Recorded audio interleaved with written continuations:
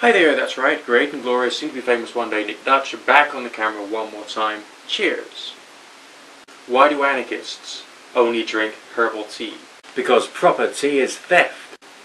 Alright, I'm going to do one of my typical Nick Dutch videos today, because basically, and this is the big secret of the vast majority of my videos, I very rarely rehearse, I very rarely script, and for the most part I'm just talking out my point of view, my understanding and my perspective, and so basically you get everything usually on the first take. And if it's not on the first take, that's only about like 1% of all the videos that I've done, and basically I've done about 800, of which there's well over 700 which are available and accessible to every single one of you wonderful people out there today. Today I'm going to tell you about meditation. I know I've just done a video on mind-altering technology in the form of mind machines and the rest of that, so why would I talk to you about meditation? Why? Because there is a need for people to understand meditation. Yes, it is another one of those things which I personally am rather evangelical about, despite the fact that the results of meditation are not necessarily all that clear-cut. I went through a large period in my life in which I believed that it was important for human beings to learn much more about the introspective process, to find out more about the way that they work as an individual, so that they can learn to overcome any obstacles that they may get psychologically and emotionally. Often we don't know or understand a lot of the forces which drive us, and meditation is one key to try and get a bit more of a handle on precisely why we are the way we are, what we think, what we believe, and the forces which are going on basically up here and in here. Can anybody say that they completely know themselves? No. What can we do? We can try and go through the process of learning, growth and understanding, and try and find out more about ourselves, and try and find out more about life, and trying to incorporate into our life various different ideas and techniques in order to assist us. The ideas may be fictitious, and the techniques may not necessarily have practical application, but they can still have an impact upon the way in which we deal with the experience of life. Remember, what I'm talking about here is a technique which helps people to deal with the human condition, and dealing with the human condition can in fact be a bit difficult at times. I think we could probably all agree with that. Well, what do I mean when we say the human condition? Well, just have a look around on YouTube and see people's ramblings and various videos on various different subjects. It's a pure and perfect expression of aspects of the human condition. You've got the political aspect, you've got the relationship aspect, you've got the family aspect, you've got the work aspect, the career aspects, you've got the health aspects. All these things are forces which are acting upon you all the time, some of which are concerns, some of which are anxieties, some of which are basically just a complete and utter pain in the arse. And a lot of these things which are maybe building up inside you, including resentments, bitterness, anger, frustration, and all these things associated with these various different areas of the human condition, can have an impact upon you which could actually be negative in such a way as to make you react to a situation in a way which is inappropriate. Sometimes the quantity of pain, suffering, anger, or anxiety that we've got can in fact be too much even for the most well-developed individual to ever deal with, so there's never going to be a perfect individual. But if, hypothetically, life is a game of probabilities, wouldn't it be worthwhile putting an extra factor into your life to make it a little more likely that you are going to react in a way which is not going to be detrimental to your mind, to your body, to your life, to the people around you, and to everything that essentially makes up you? Well, of course. So what the heck is meditation anyway? Well, all I'm going to do is tell you from my own point of view and my own experience. Meditation appears to be a way of adjusting your mind, and with some techniques your body as well, to bring about a variety of change, no matter how subtle. When I'm saying subtle, I don't necessarily mean dramatic. You are not going to have a complete personality reversal as a result of getting on your knees and chanting a mantra, but there are some measurable changes which can actually occur. Now, on the day in which I'm making this video, I don't actually have access to the internet due to some problem with the cable system. As a result of that, I'm not actually doing any research today to provide you with the right links.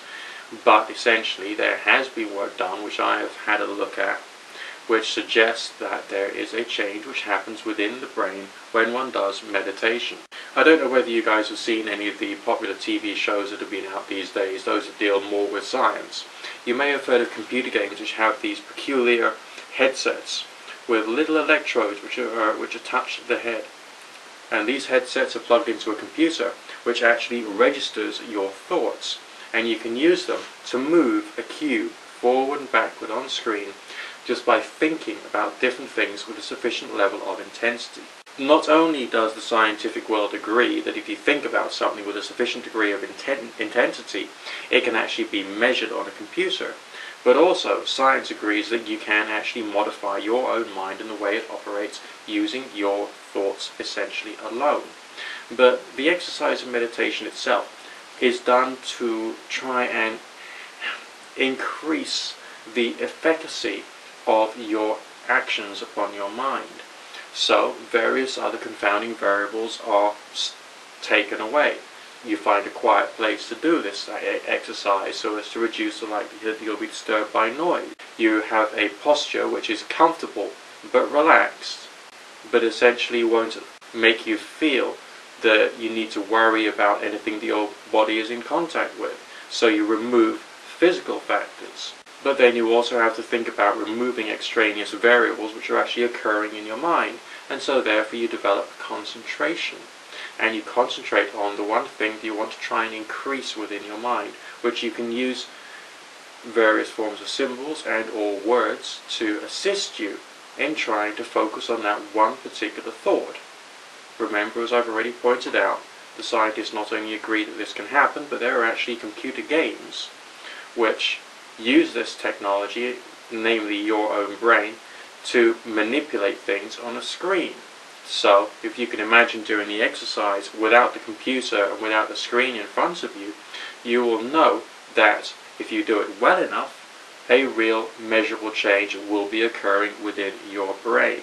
Most of the meditation that I do is essentially mantra driven, which means that I would repeat words and use the words themselves, or the sound of the words, or the feeling of the words, or the meaning of the words, to assist in inserting ideas inside my mind.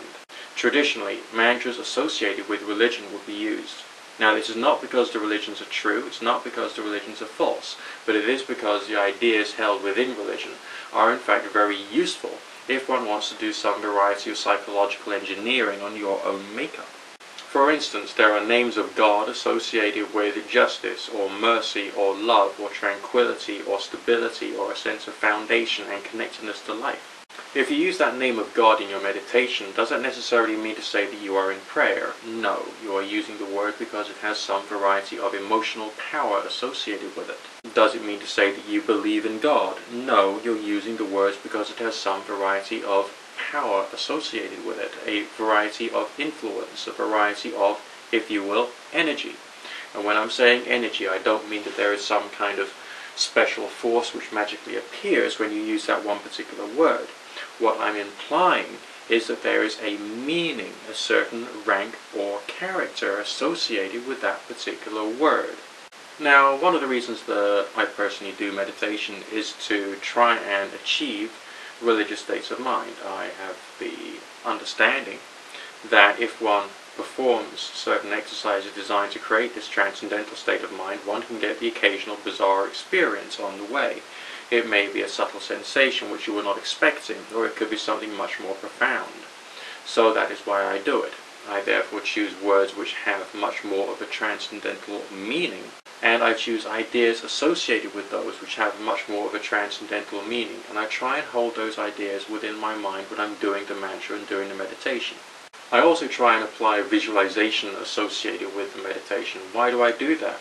Well, this is to try and make that one particular idea even more predominant within the mind during the meditation itself. I'm trying to create possibly hemispheric synchronization at an alpha theta brainwave frequency, and as a result of that, it is useful to try and saturate your mind with the idea almost to the exclusion of anything else. Visualization becomes part of the exercise. There are other types of meditation as well which use very similar ideas, and some of them which are used by people who are involved in the runic spirituality may even use their bodily posture and apply that to let's say, an idea which is held within a particular runic letter. So you can actually use posture and movements to assist you to focus on that one concept. By my experience, especially if these things are done slowly. It's done in a focused way, it's done in a concentrated way. Often with very regular, very cyclical breathing to try and assist in the right state of mind. If you do proper circular breathing, which is when you breathe in for the same quantity of time as you're holding your breath when your lungs are full, and you breathe out for the same quantity of time that you breathed in for and you held your breath for, and you hold your breath yet again for the same period of time prior to inhaling, it is possible that your body actually gets more oxygen inside the system, therefore allowing your brain to be fed more with the oxygen, and therefore you can focus just that little bit more. However, whether that form of breathing is actually appropriate to your meditation will have to be up to you by your own experience to be able to see whether it's actually useful for yourself. The thing to do, I guess, is to try it and just see what kinds of progress you get with meditation on the way. There are other forms of meditation as well which focus much more on posture or purely upon breath control. However, I personally use mantra much more and just some other aspects of the other forms of meditation just in my own personal practices. So what's the point? Well, the point is very different for everybody, I suppose, and everyone does these things for different reasons. For some people, they wish to deliberately insert some ideas in their mind, let's say forgiveness, tolerance, acceptance, serenity, tranquility. For others, it's a religious affair and they wish to serve or have union with their deity or an experience of that deity as a direct result of the actions of the meditation itself. For some people, it's more a question of just a few moments out of the day, some quiet contemplation to allow them to relax and possibly to contemplate much more on a particular subject which has been dogging their mind. Either way, it can be relaxing, it can possibly be good for you, but again, you don't have to be obsessive. Just take a little bit of time out of your day to do your meditation, and it may start bringing results for you in one form or another. In my case, being someone who's got an interest in spiritual healing, it's actually provided me with the apparently tactile sensation of spiritual healing energy. Now, I don't know whether this is something which is innate, I don't know whether it's something which is learned, I don't know, but there is a peculiar sensation with the flow or feeling of flow of energy through your arms if you outstretch them and exhale whilst visualizing energy or lights flowing out of your hands. And there's a very real feeling associated with that which is very difficult to describe, but the more I practiced, the more I focused on that one form of visualization, the better I seem to get at both apparently giving someone else this spiritual healing energy as well as being able to sense it when it was being delivered towards me. And I don't fully understand that, but essentially that's the sensation and the experience that I had. So I thought I'd just share that with you today. Another form of meditation I do is very chakra orientated, and by that I perform visualizations of the opening of the various cones of light in the 7 different regions in what's called the middle pillar of the body. Go online, do some research into chakras to work out precisely where they are. That's like an entirely new video subject which I'll probably tackle at a later stage. But that particular exercise seems to have some very interesting effects. The orange chakra, for instance, has some kind of connection with the planetary energies of Jupiter, which is supposed to be that of rulership. And possibly if the body is an energetic system, and I don't know whether it is or not, but just hypothetically if it is, then essentially doing visualization with the orange chakra may actually help with the rulership of the flow of energy throughout the body. Now, when I placed a clear quartz crystal on the orange chakra when I was doing meditation on that region, I felt a great increase in warmth flowing through my hands and my feet, and again I got that same spiritual healing energy sensation. So maybe I was activating something to do with the rulership of the flow of energy throughout my body. This remains a little hypothetical, but that's essentially the way it seemed to me. Anyway, this video has gone on quite long enough. In the meantime, I'll bid you good fortune, God bless, God and or Goddess and or none of the above bless. And I will speak to you again very, very soon. Nick Dutch signing out for now.